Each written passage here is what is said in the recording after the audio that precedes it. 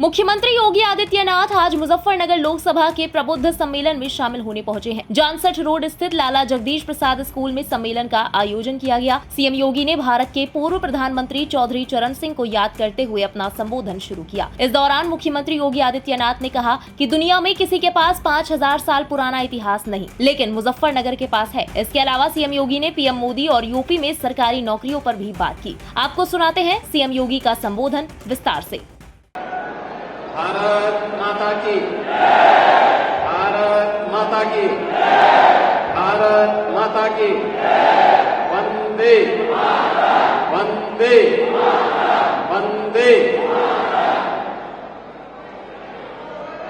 मुजफ्फरनगर में आज के इस प्रबुद्ध सम्मेलन की अध्यक्षता कर रहे हैं हमारे सहयोगी दल राष्ट्रीय लोकदल के जिला के अध्यक्ष श्री संदीप मलिक जी, भारतीय जनता पार्टी के क्षेत्रीय अध्यक्ष श्री सत्येंद्र सिसोदिया जी, जिलाध्यक्ष भारतीय जनता पार्टी श्री सुधीर सेने जी, जिला प्रभारी श्री सूर्य प्रकाश पाल जी, जिलाध्यक्ष मेरठ श्री शिव कुमार राणा जी, केंद्रीय मंत्री और लोकप्रिय सांसद मुजफ्फरनगर डॉक्टर संजीव बालियान जी, उत्तर प्रदेश सरकार में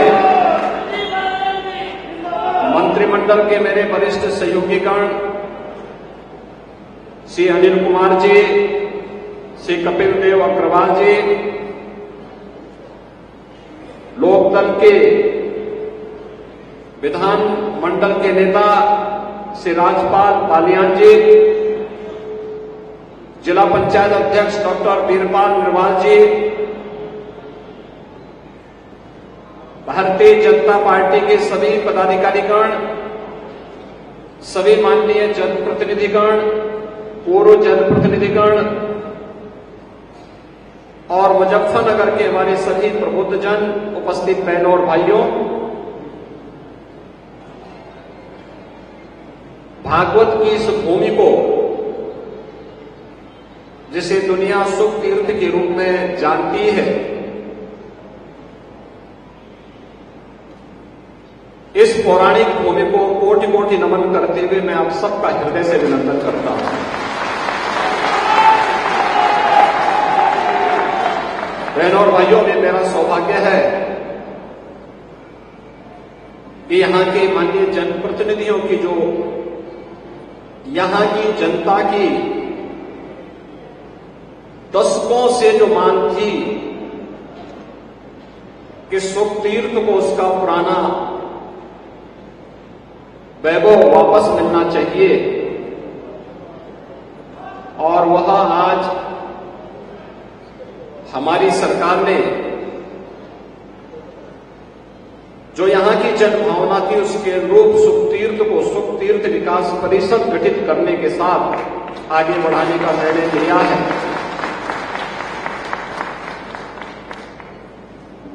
हजारों वर्षों की विरासत आपके पास है। आप भी कह सकते हैं कि जीवन की सच्चाई को श्रीमद् भागवत महापुराण के माध्यम से आज भी देश और दुनिया के अंदर जहां कहीं भी सनातन धर्मावलंबी होगा वह इस महापुराण का श्रवण करता है। और आप कह सकते हैं कि 5000 वर्ष पहले सबसे पहले सुखदेव जी महाराज ने इस महापुराण का वाचन कहीं पे किया था, तो हमारे जनपद में किया था, मुजफ्फरनगर जनपद। अब सोचो, दुनिया के अंदर 5000 वर्ष का इतिहास कितने लोगों के पास होगा? किसी के पास नहीं, लेकिन आपके पास उंगली में गिनने के लिए है 5000 वर्ष पुराना इतिहास। इतिहास बनाने की भूमि है।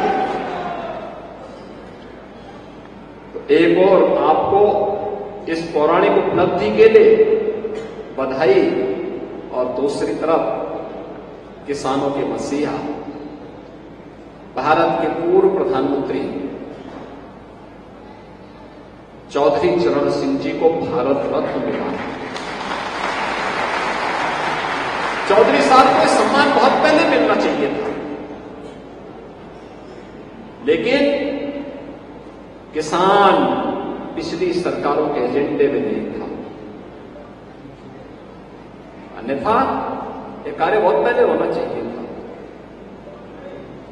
क्या कर रहा था इंडी गठबंधन?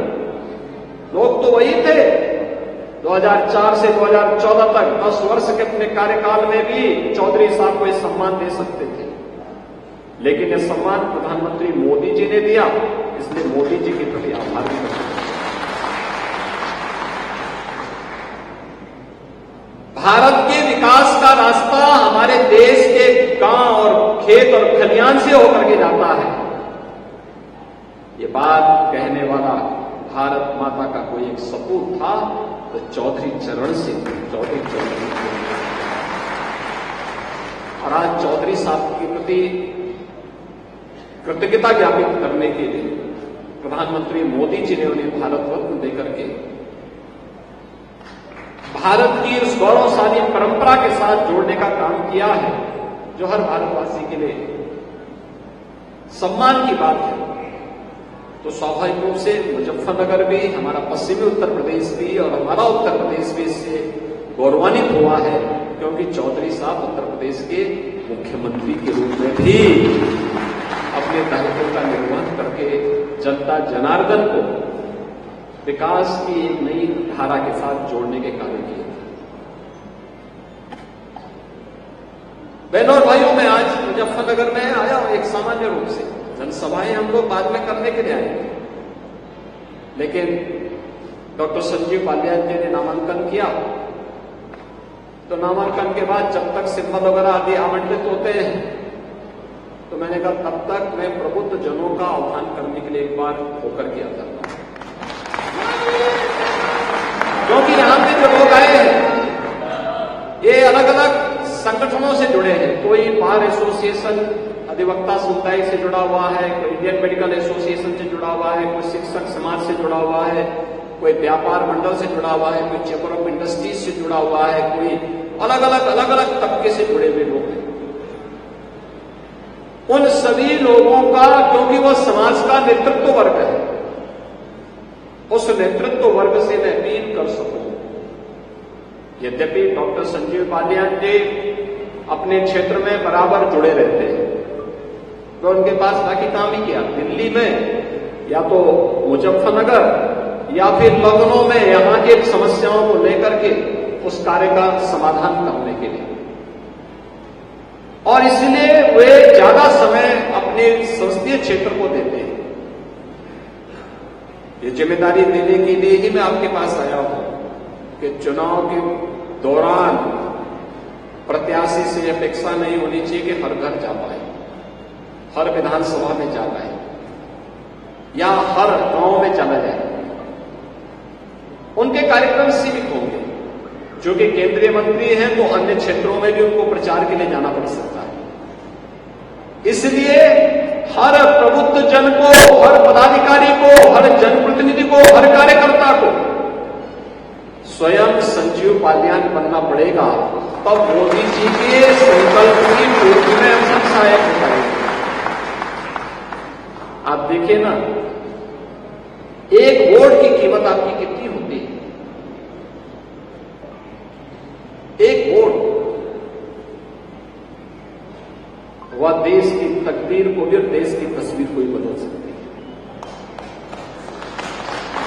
आपका एक वोट जब गलत हाथों में जाता था तो मुजफ्फरनगर में महीनों कर्फ्यू लगता था।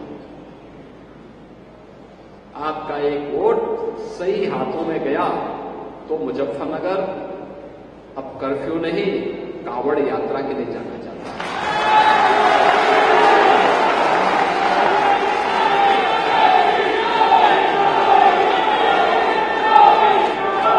आपका एक वोट गलत हाथों में जाता था तो न केवल केवल मुजफ्फरनगर बल्कि हमारा पश्चिमी उत्तर प्रदेश अराजकता की भट्टी में झोंक करके यहां की सुरक्षा को खतरे में डाल दिया। कितना खतरनाक माहौल था। लोग चलने से डरते थे, आने से डरते थे। आपका एक वोट सही हाथों में गया, सही पार्टी के साथ गया तो अराजकता समाप्त हुई और आस्था को सम्मान मिला।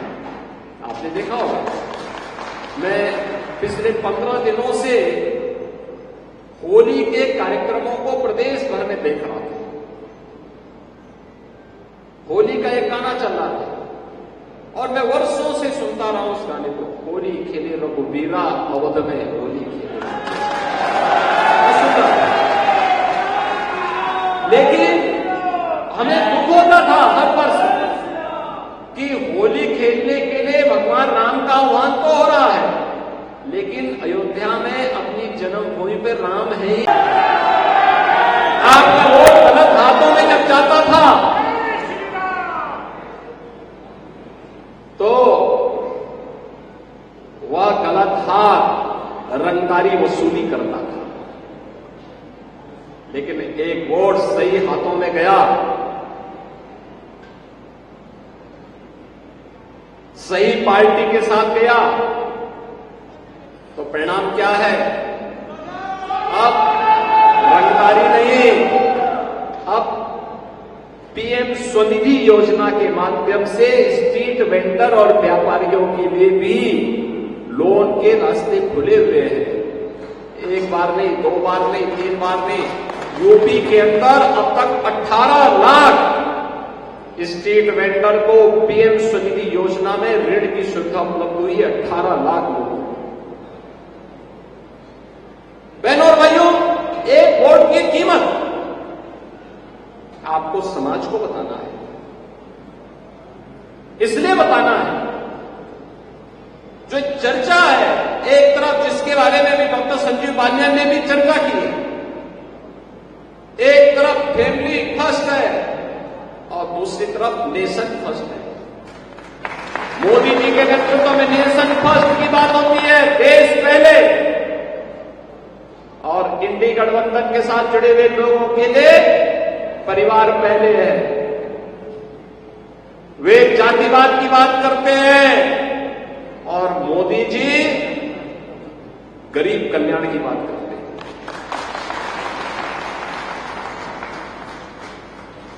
वे तुष्टीकरण की बात करते हैं, मोदी जी कहते नहीं, हमें संतुष्टि पे ध्यान देना होगा, सबका साथ सबका विकास। यही अंतर है जो मोदी जी को अन्य नेताओं की तुलना में अलग पहचान दिलाते हैं और भारतीय जनता पार्टी एनडीए गठबंधन को एक अलग पहचान दिलाते हैं। और उसी पहचान को जन जन तक पहुंचाने के लिए आपको जाना है, जिसके लिए हम लोग आए हैं। क्या आपके पास मोदी जी की गारंटी है? मोदी जी की गारंटी, मोदी की गारंटी का मतलब 12 करोड़ किसानों को प्रधानमंत्री किसान सम्मान निधि। मोदी की गारंटी का मतलब 4 करोड़ गरीबों को सिर ढकने के लिए छत, पीएम आवास योजना का लाभ। 12 करोड़ गरीबों को, गरीब परिवारों को, यानी 60 लाख परिवारों को, 60 लाख लोगों को, 60 करोड़ लोगों को, 60 करोड़ लोगों को 5 लाख रुपए की स्वास्थ्य बीमा का कवर। 2.5 करोड़ परिवारों को उनके घर के अंदर उजाला। 10 करोड़ गरीबों को प्रधानमंत्री उज्ज्वला योजना में फ्री में रसोई गैस का कनेक्शन। मोदी की गारंटी का मतलब हर बेटी और हर व्यापारी को सुरक्षा। नहीं तो पश्चिमी उत्तर प्रदेश में 2017 के पहले हम आते थे। मुझे याद है कपिल देव अग्रवाल जी के सभा में ही मैं आया था 16 में। उस समय चुनाव प्रचार के लिए मिले। क्या स्थिति थी उस समय, क्या तनाव का माहौल था। ब्यूरो रिपोर्ट, इंडिया पब्लिक खबर। इसी के साथ इस खबर में बस इतना ही। देश और दुनिया की बाकी खबरों के लिए सब्सक्राइब करें इंडिया पब्लिक खबर के YouTube चैनल को और बेल आइकन दबाना बिल्कुल ना भूलें।